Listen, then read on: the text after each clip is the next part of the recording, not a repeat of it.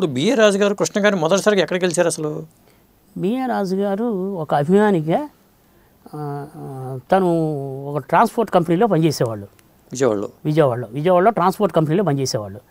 ఒక అభిమానిగా ఆయనకి బాగా సీనియర్ ఫ్యాన్స్ అయినటువంటి రిటైర్డ్ ఫారెస్ట్ ఆఫీసర్ నాగేశ్వరరావు అని మా సీనియర్స్, మాధవ్ శర్మ గారని, ఇంకా సో పర్సన్స్, వీళ్ళందరి సహకారంతో ఇన్స్పిరేషన్తో నువ్వు మంచి సిన్సియర్ ఫ్యాన్వి, నీలో బాగా ఇది ఉంది, సబ్జెక్ట్ ఉంది, నువ్వు కృష్ణ గారి దగ్గర నీలాంటి వాడు ఉంటే బాగుంటుంది,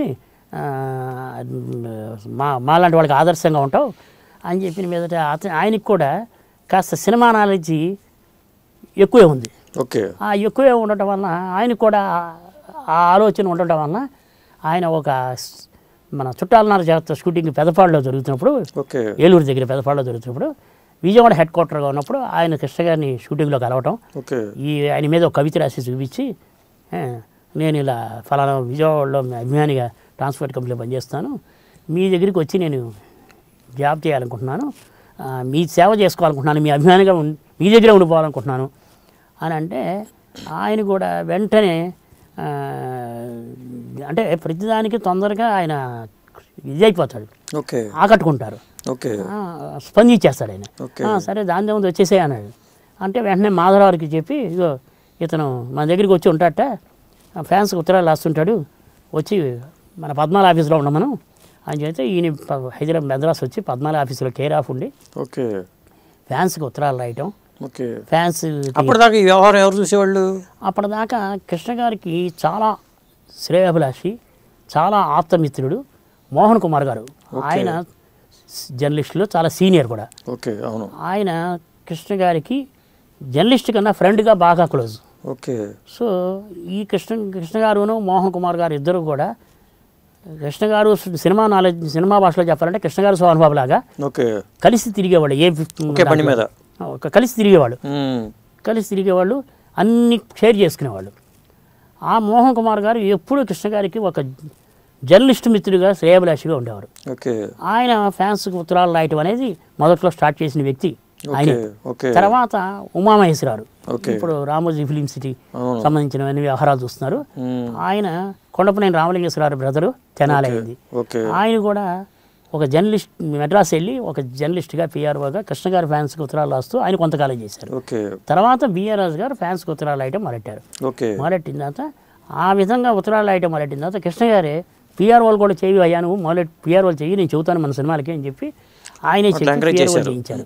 చేసిన తర్వాత కొంతకాలానికి ఆయన ఈ రోజా వాళ్ళ బ్రదరు కుమారస్వామి రెడ్డి గారి సహకారంతో సూపర్ హిట్ మ్యాగజైన్ పెట్టుకోవాలని ఆలోచన రావడం, సూపర్ హిట్ పెట్టుకోవడం, తర్వాత పూర్తి స్థాయిలో ఆయన సూపర్ హిట్ని అధినేత అయిపోవడం, ఆ తర్వాత ఆయన ప్రొడ్యూసర్గా ఎదిగి సినిమాలు తీయటం, ఇలా అంచెలంచెలుగా ఒక అభిమానిగా కృష్ణ గారి దగ్గరికి వెళ్ళి ఫ్యాన్స్కి ఉత్తరాలు రాసే వ్యక్తి ప్రొడ్యూసర్ స్థాయికి ఎదిగి కృష్ణ గారిని పెట్టి కూడా సినిమా తీశాడు.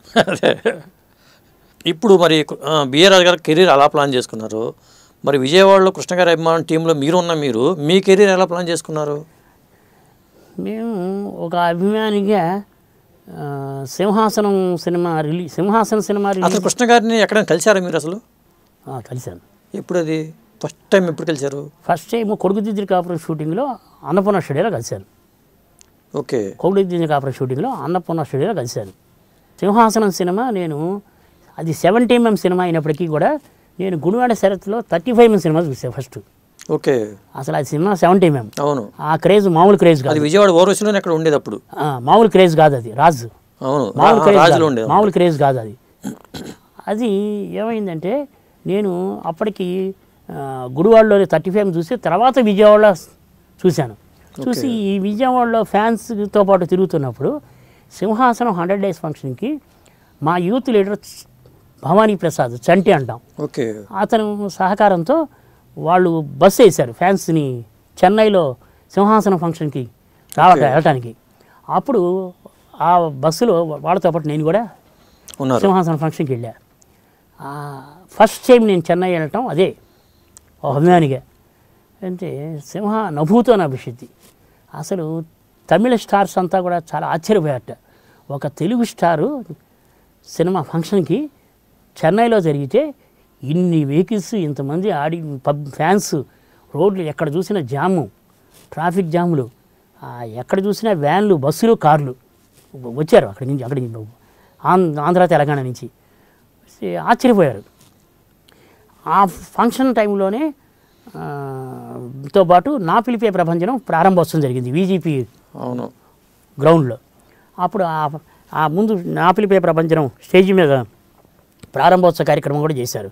అప్పుడు ఆ స్టేజ్ మీదే మేము కూర్చుని ఉన్నాం ముందే.